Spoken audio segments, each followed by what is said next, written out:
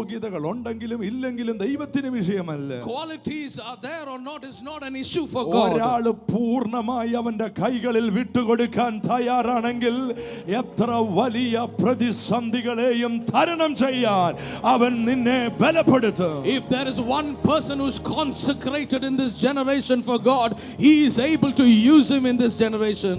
ഡോക്ടറെ അവർ വന്നപ്പോഴും വിചാരിച്ചത് തീർന്നെന്നാണ്. പക്ഷേ നമ്മൾ പറയുക നിനക്ക് സാധ്യതയുണ്ട്. Amen. We are prophesying to you. You might have come here disappointed that there are possibilities by faith for you. കർത്താവ് ഉയർത്തിയ ശൂന്യതയിൽ നിന്നും തകർച്ചയിൽ നിന്നും നാശത്തിൽ നിന്നും ഒക്കെ ഉയർത്തി എഴുന്നേൽപ്പിച്ച നിരവധി ആളുകളെ കാണിക്കുകയാണ്. The Lord is showing an array of people. The Lord picked them up from a pit and to their promotion. ആ ഓരോ വ്യക്തികളെ കുറിച്ചും വായിക്കുമ്പോഴും നിങ്ങളോട് ബൈബിൾ പറയുന്നത് എന്താണെന്നറിയാമോ? നിനക്കും സാധ്യതയുണ്ട്. And all these people's lives point towards us that we can also make it by faith. എന്നെ കൈപിടിക്കാൻ ആരുമില്ല, എനിക്ക് വാതിൽ തുറക്കാൻ ആരുമില്ല, എന്നെ വളർത്താൻ ആരുമില്ലെന്ന് പറയുന്നുണ്ടെങ്കിൽ നിന്നോട് കർത്താവ് പറയുക, ആരുമില്ലെങ്കിലും ഞാൻ നിന്നെ ഉയർത്തും, ഞാൻ നിനക്ക് വേണ്ടി വഴി തുറക്കും, ഞാൻ നിന്നെ ഒരു അത്ഭുതമാക്കും.